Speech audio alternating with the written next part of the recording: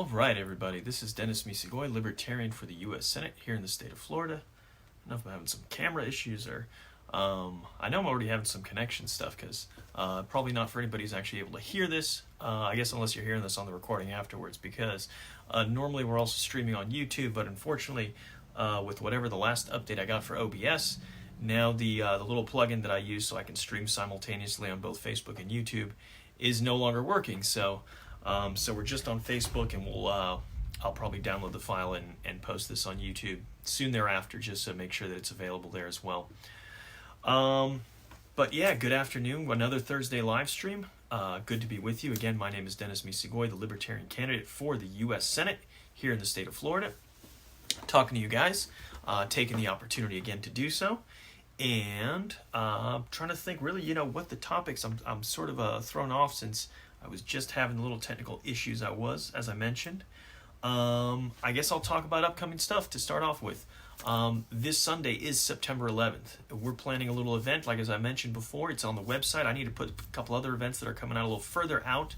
But we are September 11th getting together at 3 in the afternoon at Veterans Memorial Park in St. Cloud. It's off 192, if you're familiar with the area in Central Florida. That's one of the major roads. So US 192 in St. Cloud, East Erlo Bronson Boulevard, I believe.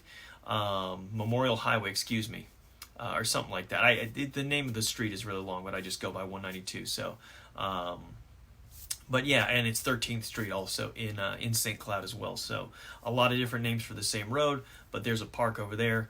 Come out and join us if you need to. I know parking may not be as plentiful right around the park, so might be a couple other places I can post some stuff about. Maybe the library is maybe a block away and across the street, but I'll try and post some stuff out there for people. If you are planning to attend, please make sure that you RSVP either on the website or that you at least mark yourself as going on the Facebook event, and I will try to make sure I put some other stuff regarding that as well. But we're looking to get together at 3 in the afternoon this coming Sunday to commemorate, a real turning point in our history, and certainly in terms of our foreign policy. Something that really changed our perspective and understood about what was possible for us here in the United States. The worst terrorist attack in American history, many lives lost, not just in the particular event itself, but in all the bad policy that led up to it, as well as the bad policy that followed, and a lot of people who've experienced that firsthand in many different ways. So we'll have a couple other folks speak as well, and again, just an opportunity for us to get together and get our voices heard and show that there are people out here who not only remember all of this, but who understand everything wrong with what's gone on, what has been, and make our voices heard on that. Obviously, as a campaign event, I also want to kind of drum up support a little bit, but this is really about a specific event in our history and something that we really always need to be making noise about. And the fact that we come to that date on the calendar obviously makes it a little bit easier. On September 12th, if you happen to be free in the morning, I know not everybody is. That's a work day and a work morning. I'm going to be joining Florida Freedom Keepers. That'll be in Orlando at Infusion Tea. I have the event posted on the website and as well over here, I think on Facebook, among the events there. In addition to that, coming up on next Thursday, we will not have another live stream because September 15th, we will be on a live stream, but it won't be my live stream. It'll be from Space Coast Daily. They're going to be hosting a debate between myself and one of the MPA candidates for U.S. Senate in this upcoming race in November, Mayor Stephen Grant of Boynton Beach. So I'll be getting together with him and the folks at Space Coast Daily for a nice debate. We invited everybody else. Nobody else has taken us up on our offer. So I say we've invited everybody else. I want to be clear. We've invited all the candidates whose names will appear on the ballot. So that's who we reached out to and we've invited. We've only got one taker, but we're gonna look forward to it, and we're gonna be able to answer the best questions we can and let folks know where we stand in terms of policy and understand what the kind of choice that they face. In addition to, because you know what you get from the establishment, you know what the Republicans are offering, you know what the Democrats are offering. They're flooding you with it, and it's non-substantive. It's an Inflation Reduction Act that spends a ton of money and doesn't actually reduce inflation. It does apparently everything else. It's a miracle. If you just ask Val Demings, it's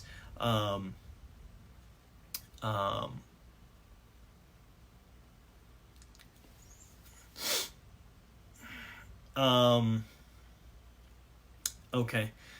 Uh, so, but let me see. So, and you know what you get with Marco Rubio, again, another neocon, and also talking about the, what was it recently? Talking about our focus of our military should be on blowing up Chinese aircraft. Actually reminds me of a story I recently saw. I was meaning to share out there, but it was talking about the fact that a bunch of Chinese chip manufacturers, computer chip manufacturers, are filling in a gap in the market, working to fill a gap in the market over there because we're no longer Nvidia and I forget which other company are no longer allowed to sell their chips into China. Obviously, we want to keep China from having the best technology, which is produced by being manufactured by these companies here. But it just doesn't make a lot of sense because what we're doing now is we're creating more market share for Chinese companies to fill a gap. Again, this is the sort of byproduct of interfering in the marketplace here and abroad by deciding what companies can and can't do and setting these artificial restrictions on it.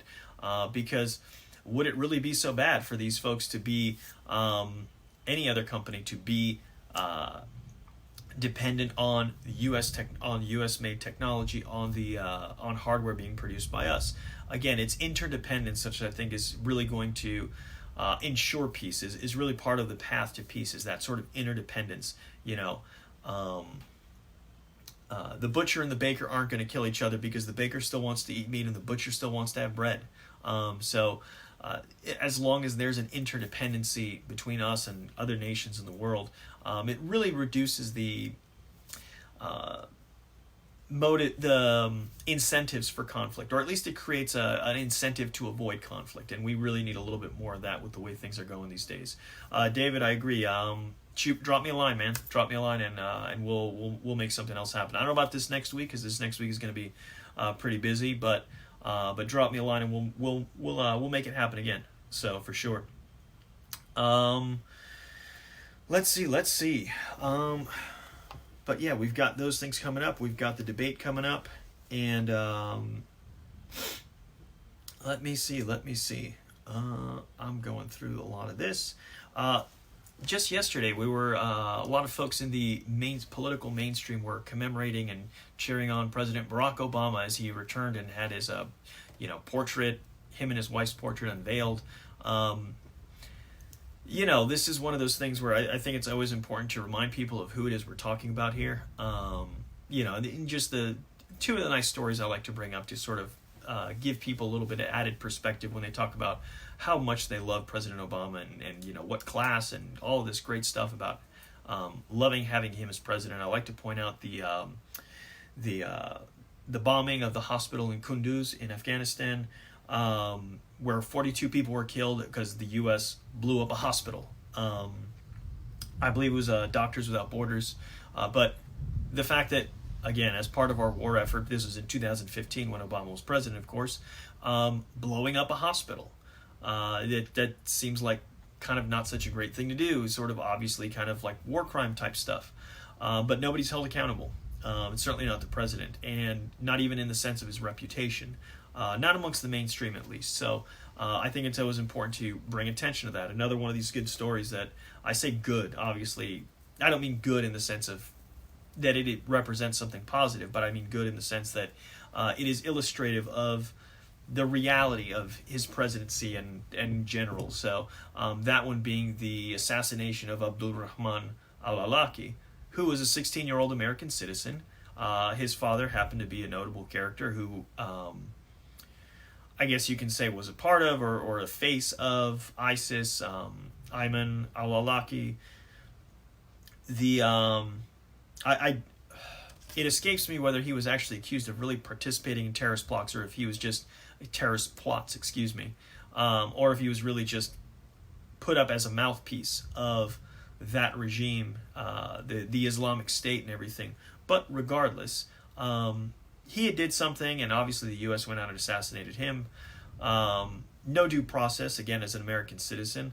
But his son, who was 16 years old, also an American citizen from Colorado, I believe, again, drone strike, assassinated, no due process, and really for what? For who his father was and where he lived. Again, you have to really decide for yourself whether that's the kind of legacy you want to just embrace. Let's put it that way. Certainly not for me. I think that those are things that we should really. Those are things that should carry a stigma with it, much more so than like mean tweets. And this that isn't meant to like try to uplift Trump or anything. I think Trump did plenty of awful things. Trump actually killed the other child from that family. One of the raids that a raid that he ordered early on in his presidency back in 2017, which killed 8-year-old sister of Abdul Rahman and the son of the father al-Awlaki, which I think her name was Noura al-Awlaki, was killed in a raid by U.S. troops. I don't know if I couldn't tell you for certain if she was actually the target of it or if it was other targets, and she just happened to be this coincidence that this girl that we had assassinated, American citizen, that we had assassinated her brother and her father, that she just happened to be there, or what, I couldn't tell you, but we do know that it happened, and obviously that's, again, very tragic and exemplifies a big part of the problem with sort of the foreign policy that we've had for so long. I shouldn't say sort of, the foreign policy that we've had. This pursuit of controlling the world and global hegemony, and particularly in the Middle East, trying to uplift and this essentially do whatever we can for this coalition of the Saudis, the Israelis, UAE, and these folks. It is really interesting. Something I picked up on. Actually, I think it was during another one of Scott Horton's interviews with somebody, pointing out the fact that Yemen, I think, amongst all the countries on the Arabian Peninsula, was the only non-monarchy, the only like republic actually there. Not again the Middle East, but specifically the Arabian Peninsula. That Yemen was the only republic, and yet that's the country that is most being abused, that the U.S. has helped, just lay waste to and allow the Saudis to, or enable the Saudis more appropriately, enable the Saudis to commit genocide there. By and large, there is a ceasefire, and hopefully the War Powers Act will finally withdraw U.S. support for that. But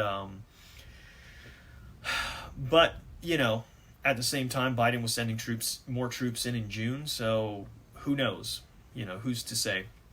Speaking of Yemen, I thought it was sort of interesting seeing it brought up by some folks online as a sort of segue in the other direction from the story today about Queen Elizabeth of the UK passing, was pointing out the fact that, during I believe the 50s and 60s, maybe even a little bit in the 40s, I'm not sure, but the British controlled and ruled over Yemen as a colony, and didn't treat the Yemenis particularly well.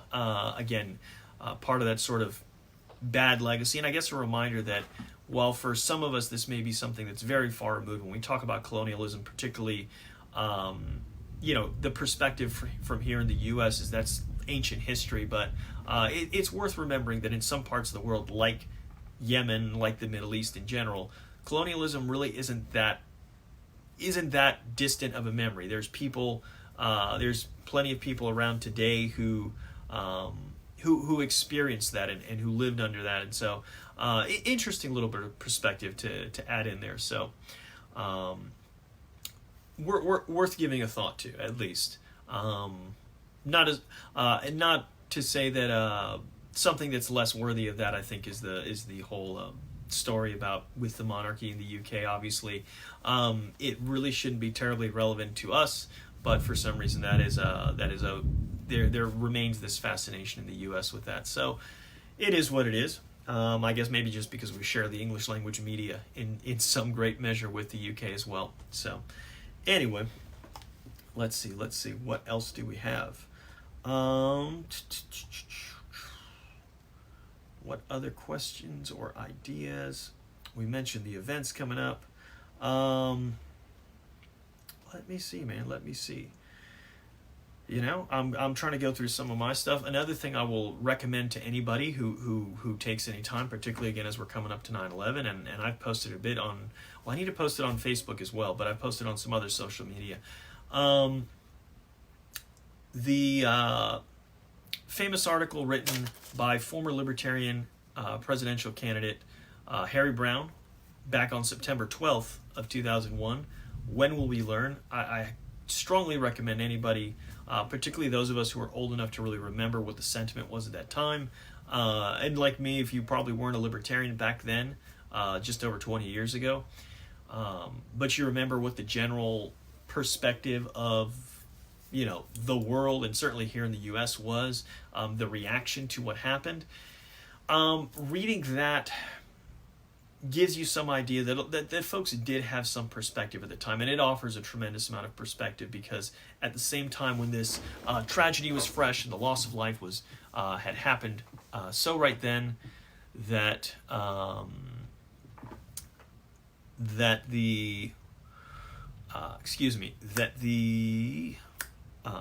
to be able to maintain that perspective and to talk about what were the issues that led up to it, and the causes and the problems, and obviously what was going to come afterwards. And the question still remains. The question is still relevant. When will we learn?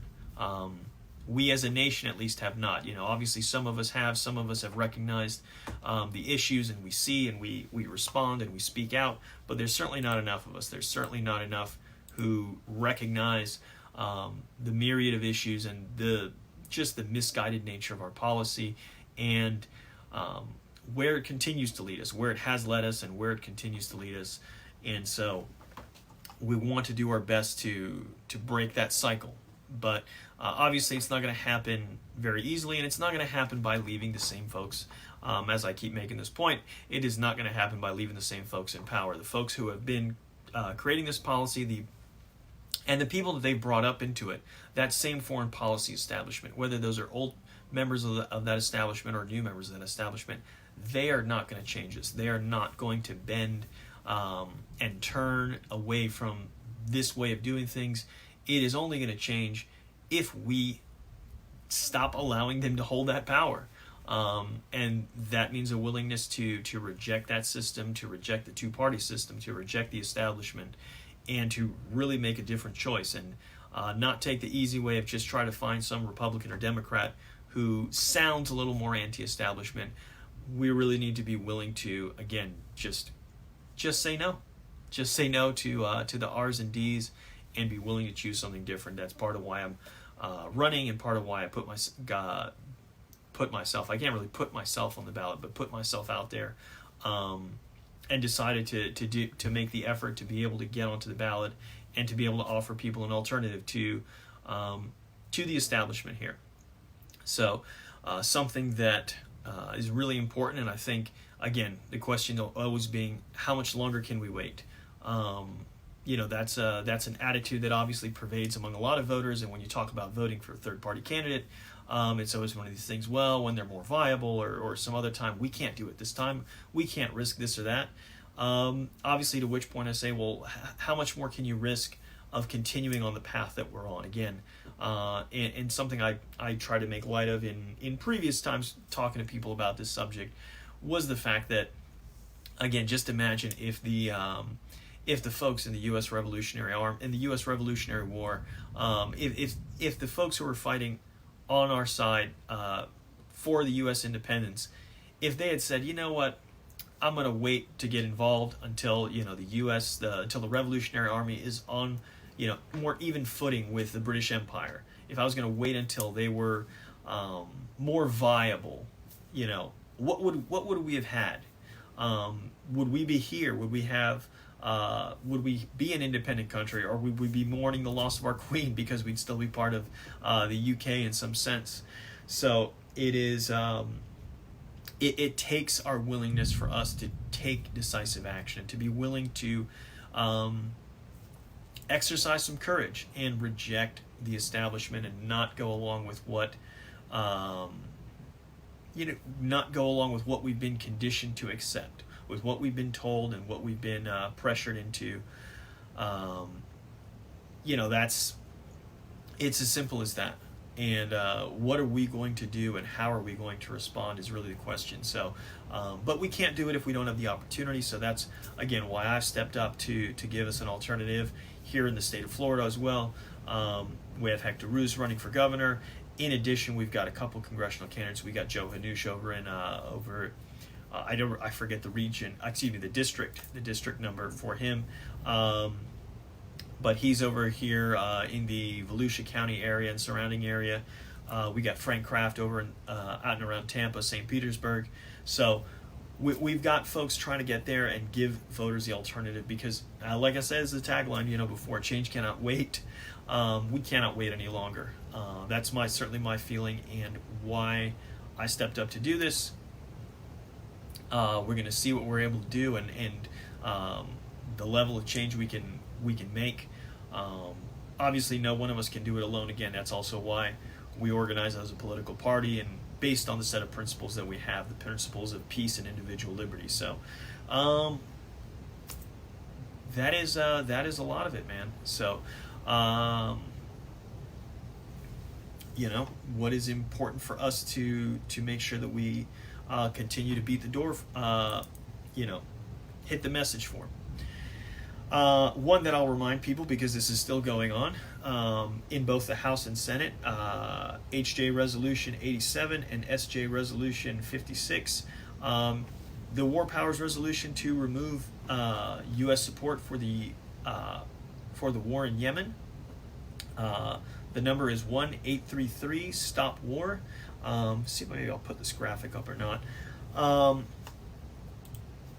In order for you guys to call your existing, call your current Congress, representatives in Congress in both the House and Senate, call that number, 1-833-STOP-WAR. That's also the URL for the website if you want, 1-833-STOPWAR.com, which will link you to some of the same stuff. But you call, you give your zip code, they connect you to the offices of all the people who represent you in D.C., and you tell them why that they should not support, or they should support the resolution to remove support for this war.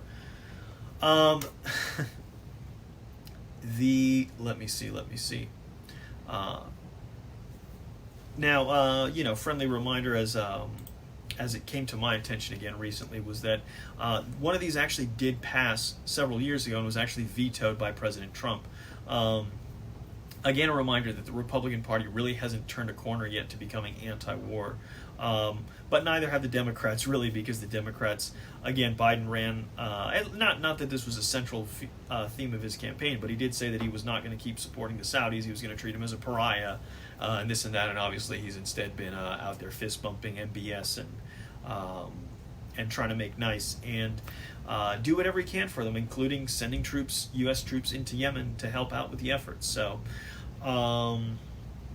ideally this would pass and it would still get signed, and it would also lead to real change on it. We can't be certain, but we've got to take every chance we get, and it is important to make every effort through every process that's available and every opportunity that's available to do it, because we all carry a certain measure of culpability. I think if we turn a blind eye to our own tax dollars and our own government going out and facilitating the worst humanitarian crisis going on in the world right now, then we are, we have to bear some kind of responsibility if we're not going to try to step up and speak against it and stand against it and try to make change go against it. So I think it's incredibly important when we recognize that these things are happening, and every kind of, obviously it's not limited to just a war like this, which can be quite fairly categorized as a genocide, but also all of the other needless wars that we've been involved in, and so much of the bad policy here at home that is so destructive to people's lives. I had a few people recently asking me, which is funny, I guess they hadn't gone through the issues side on the webpage, or they weren't as familiar with libertarians, but asking me about thoughts on the drug war. And it was real simple that, and it's not a thing about the merits or the value necessarily of drugs, any specific drug in particular. You may think that some are particularly great and have tremendous value, or you may think that they have absolutely no value. It's totally irrelevant. What is relevant is that, because government can't necessarily change that so much, what government can do is either try to prohibit it or not. And the act of trying to prohibit something like this, prohibit in particular, like items and substances and things like this, and actions that don't involve actually violating people's rights in any direct sense, people's basic rights, life, liberty, property. If you try to prohibit things like that, you create all of this downstream suffering and chaos and all these other harmful effects. And that's what we really need to be focused on when we talk about the policy, is what is the effect of the policy? Not what is this other thing that's occurring that maybe you think is bad or maybe you think it's good and you want to change what's happening, you want to make something better, or you want to stop something bad from happening. But the reality is you have to look at what is the actual effect of the policy. And the effect of that policy has been entirely harmful. There really has not been a benefit to it. Every effect of it has been more harmful than helpful, and it's time to revise, and it's time to recognize, just like with so many other policies, just like our foreign policy, the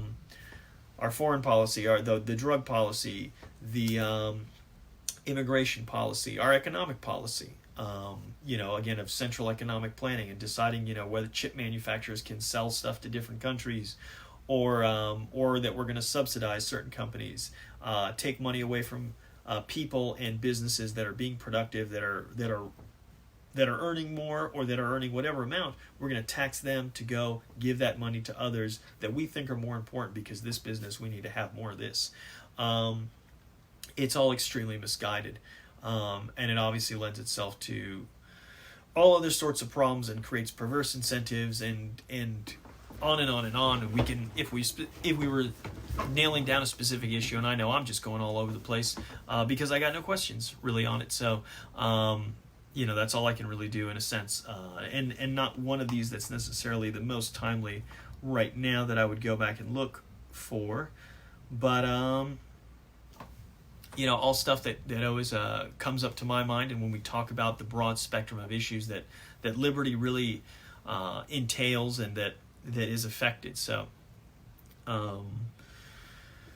and so it's these are the things that we need to consider. And again, on top of this, I guess one that I totally missed as we were going over all this stuff is the monetary policy. Obviously, the manipulation of the money supply in order to deal with the government's desire to spend more, all these sort of things, or to rig the economy in some other way, as we were doing all throughout COVID to an extremely, how ridiculous, to an extremely or abnormally high degree with all the money that was created, in particular in 2020, where even if you can't produce, again, government cannot print and produce productive labor. They can't print goods and services, but they can print money.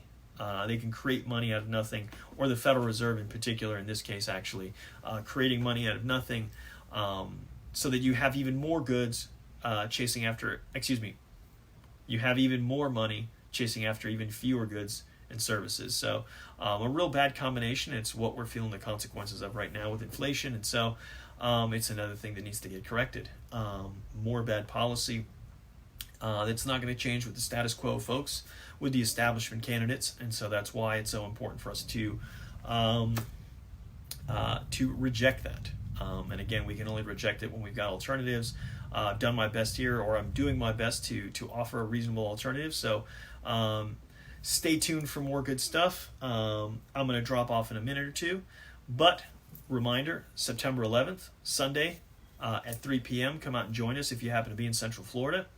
If you're in Central Florida and you're also happen to be free on Monday morning, you can maybe come out and join me in Orlando as well.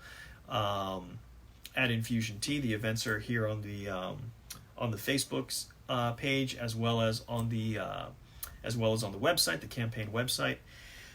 In addition to that, we've got our debate going to be streamed next week on this day, on Thursday next week.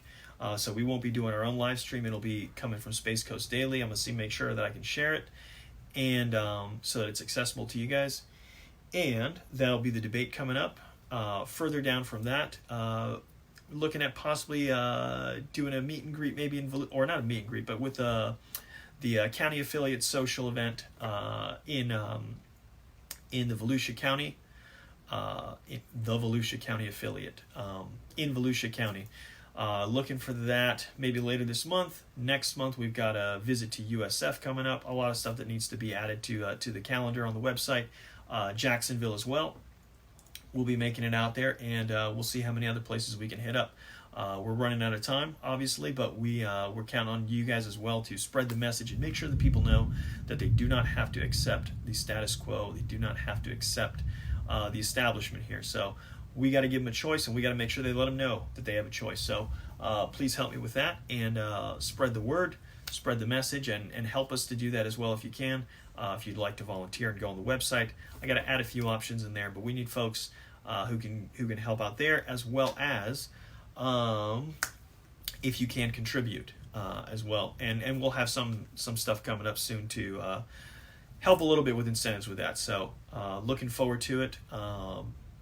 Thank you guys for joining me, and even if I'm not streaming here again next week, I will talk to you guys soon. Thank you.